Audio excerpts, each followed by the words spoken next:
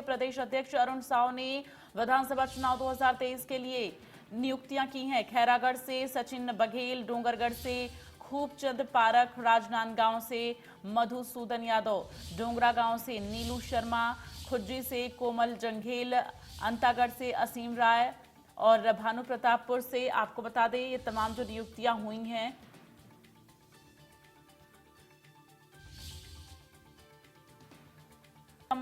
टांडिया, कांकेर से महेश जैन, जगदलपुर से श्रीनिवास राव मद्दी, चित्रकूट से बैदूराम कश्यप, दंतेवाड़ा से अभिमन्यु सोनी, बीजापुर से श्रीनिवास मुदलियार, नारायणपुर से नारायण मरकाम, कोंटा से सुधीर पांडे की नियुक्ति की गई है। तो चुनाव संचालकों की जो नियुक्तियां हुई हैं वो नाम का हम जिक्र कर रहे हैं और साथ ही आपको वो लिस्ट दिखा रहे हैं जो तमाम नाम इस लिस्ट में शामिल किए गए हैं।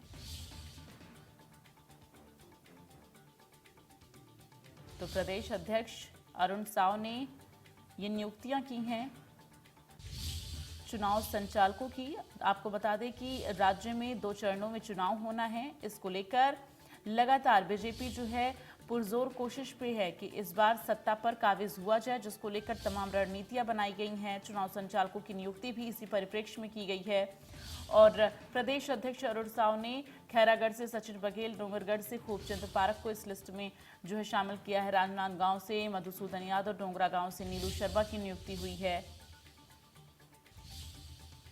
और छत्तीसगढ़ बीजेपी ने ये चुनाव संचालकों की जो लिस्ट है वो जारी की है।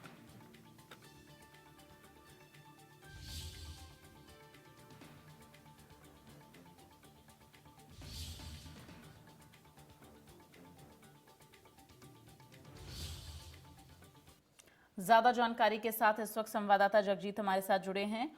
जगजीत, क्या कुछ जानकारी है? ये जो चुनाव संचालकों की नियुक्तियां की गई हैं, क्या कुछ इनका काम होगा, किस तरह से इनकी नियुक्तियां हुई है, जानकारी दीजिए। जी बिल्कुल, देखिए बीजेपी में प्रथम चरण के चुनाव संचालकों की नियुक्ति की गई है और प्रदेश अध्यक्ष अरुण साव ने विधानसभा चुनाव 2023 के लिए पूरी नियुक्ति की है। खैरागढ़ से सचिन बघेल, डोंगरगढ़ से खूबचंद पारख, राजनांदगांव से मधुसूदन यादव, डोंगरगढ़ से नीलू शर्मा, खुद्दी से कोमल जंगेल, अंतागढ़ से असीम राय, भानु प्रताप से शीशम टांडिया, इस तरीके के लंबी एक नाम है, लंबी लिस्ट है जो प्रथम चरण चुनाव होने हैं। जैसे जगदलपुर और राजनांदगांव के लगभग 20 सीटों पर ये चुनाव होने हैं। उस चुनाव को लेकर के उस प्रक्रिया को संपन्न कराने के लिए देखिए नामांकन दाखिल से लेकर के सभी प्रक्रियाओं को संपन्न कराने के लिए ये टीम गठित की गई है। अब ये जो चुनाव संचालक हैं ये इनकी नियुक्ति इसी परिप्रेक्ष्य से हुई है। जो 20 सीटों पे चुनाव होने हैं उनके नामांकन प्रक्रिया से लेकर कटनी, छटनी और सभी विषयों पर क्या ये ध्यान रखेंगे ताकि किसी प्रकार का कोई दिक्कत ना आए, क्योंकि चुनाव में कम समय है, 1 महीने तक 1 महीने से भी कम का समय है देखिए। और इस समय जो प्रत्याशी हैं वो प्रचार प्रसार करेंगे कि इस जो कागजी कार्रवाई में फंसेंगे, तो उनको लेकर के ये जो संचालक की नियुक्ति की गई है ताकि ये जो अलग से जो कार्य होते हैं वो इस कार्य को निपटाएंगे। जी देखिए, कुल मिलाकर चुनाव से संबंधित जो काम होंगे उसकी जिम्मेदारी चुनाव संचालकों पर होगी। फिलहाल जगजीत आप हमारे साथ बने रहिए और आगे भी आपसे अपडेट लेंगे।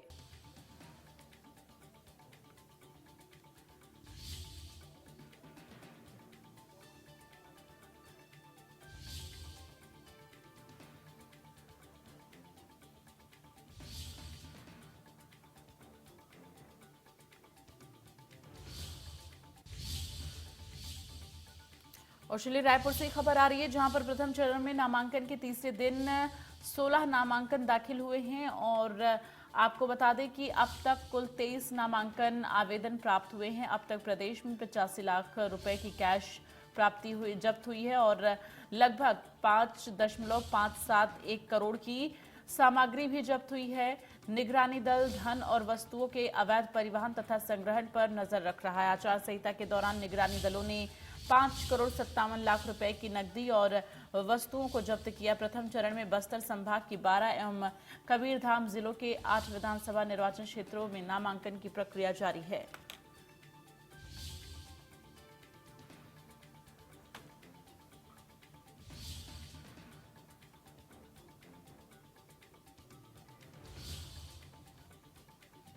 तो आपको बता दें आचार संहिता को देखते हुए ये कार्रवाई की गई है।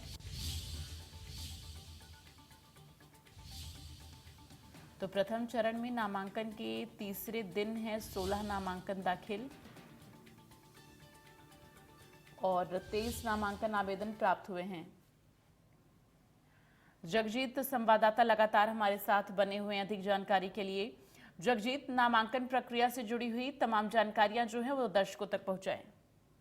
जी बिल्कुल दीप्ति, देखिए मैं आपको बता दूं कि छत्तीसगढ़ में 2 चरणों के चुनाव है। एक 7 नवंबर है और दूसरा 17 नवंबर।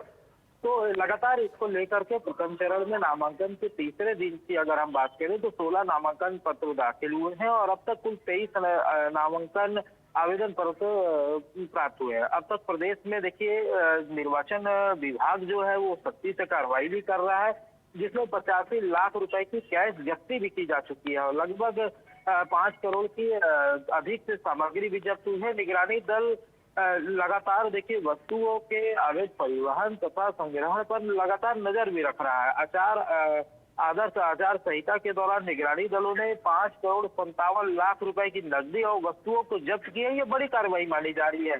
जब से आदर्श आचार संहिता लगा है तब से आज तक की ये स्थिति है।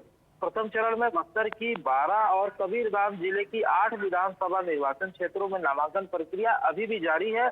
अगर फिलहाल जैसे तीसरे दिन की अगर हम बात करें, पिछले 3 दिनों की अगर हम बात करें तो 16 नामांकन पत्र दाखिल किए गए हैं और कुल अगर बात करें तो 23 नामांकन पत्र दाखिल कर दिए गए हैं। जी चलिए, तमाम जानकारी के लिए बहुत बहुत धन्यवाद जगजीत आपका।